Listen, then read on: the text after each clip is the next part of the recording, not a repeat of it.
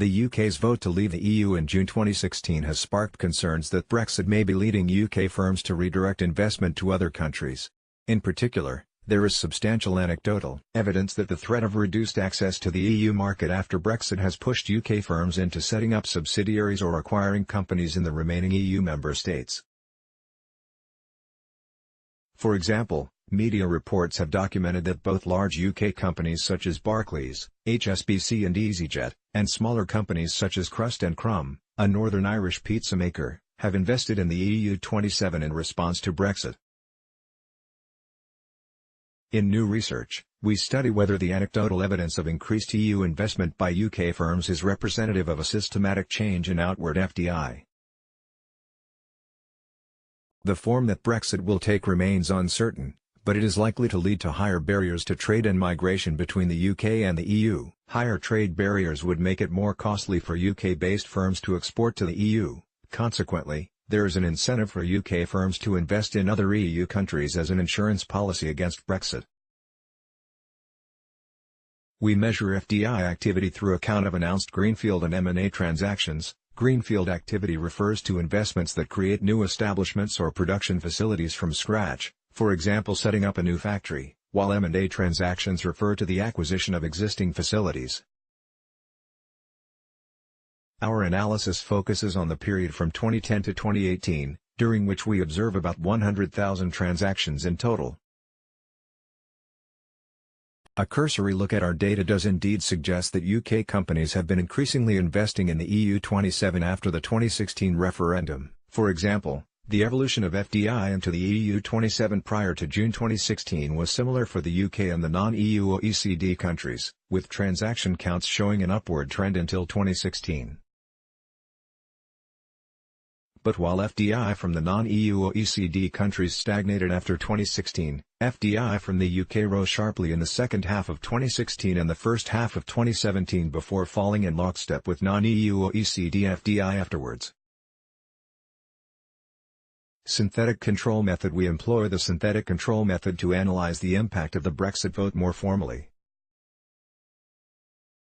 This involves constructing a synthetic control, or doppelganger, that can be interpreted as the expected trajectory of UK FDI if there had not been a leave vote. The doppelganger is calculated as a weighted average of FDI transactions between other developed countries, with the aim of matching UK FDI flows into the rest of the EU as closely as possible before the referendum. In practice, our doppelganger algorithm assigns the largest weights to FDI flows into the EU 27 from Switzerland and the US. This makes intuitive sense as, like the UK, both Switzerland and the US are advanced economies that have a close economic relationship with the EU and are important origin countries for FDI into the EU 27. Once the doppelganger has been constructed, it can be compared to the actual evolution of UK EU 27 FDI flows. If the referendum outcome had no discernible impact on UK FDI behavior, then the doppelganger and the actual series of FDI counts should be similar not only before, but also after the referendum. Outward UK investment. The number of FDI transactions from the UK into the EU 27 did indeed go up substantially after the second quarter of 2016 compared with the doppelganger, which remained at 2014 and 2015 levels. Overall, our results suggest that UK-EU FDI activity in the post-referendum period was about 12% higher than it would have been had the UK opted to remain. In terms of value, we estimate that these additional FDI outflows from the UK to the EU 27 were worth approximately £8.3 billion, $10.85 billion, in total by the third quarter of 2018.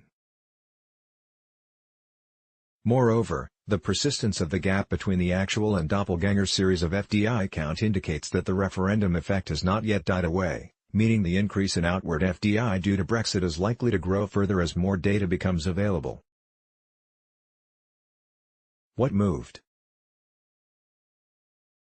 Did this increase in outward FDI occur in all sectors? We split our sample between the manufacturing and services sectors and constructed a separate synthetic control for each sector. We find a sizable increase in outward FDI for the services sector but none for the manufacturing sector.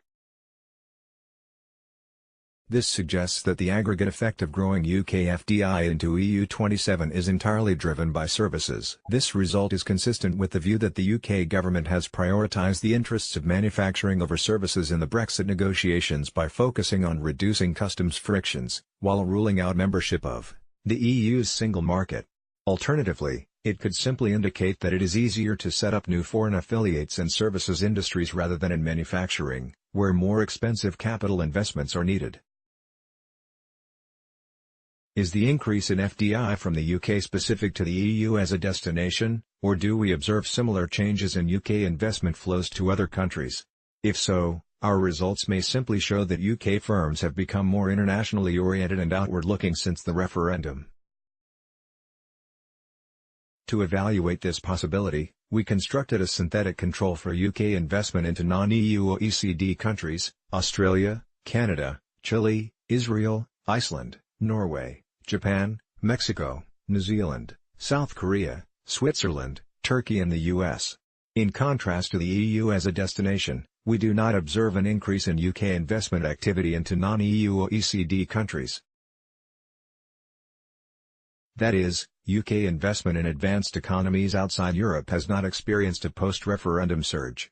We find no sign of a global Britain effect. The opposite direction, the threat of a loss of market access after Brexit, could also have led to more investment by European firms in the UK. To see whether this has happened, we constructed a synthetic control for FDI from the EU27 to the UK. Relative to the synthetic control, investment from the EU27 to the UK went down by about 11% after the referendum, amounting to £3.5 billion of lost investment. This finding is consistent with previous research by Ilona Sarika and Nicolo Tamberi from the UK Trade Policy Observatory, who used the synthetic control method to present evidence that the referendum led to a decline in total UK FDI inflows, not only from the EU27 but also from the rest of the world. This asymmetry highlights how the UK and the EU are differentially exposed to the effects of Brexit.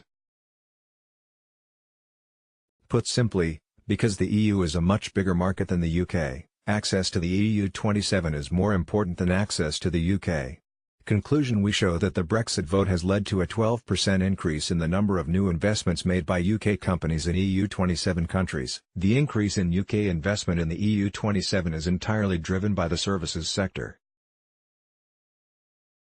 Although it is not possible to be certain about the reasons behind companies' investment decisions, our results are consistent with the idea that UK companies are offshoring production to the EU27 because they expect Brexit to increase barriers to trade and migration, requiring them to have a local EU presence to continue to do business there. By contrast, investment in the opposite direction from the EU27 into the UK has declined by 11%, highlighting the fact that Brexit is more of a problem for UK than EU companies. Finally, we find no evidence of a global Britain effect. UK firms have not increased their investment in OECD countries outside the EU27. Holger Brainlich is a professor of economics at the University of Surrey, a research fellow of the Centre for Economic Policy Research, CEPR, and a research associate at the Centre for Economic Performance, CEP, at the London School of Economics. Al Saleromane is a research economist at the CEP.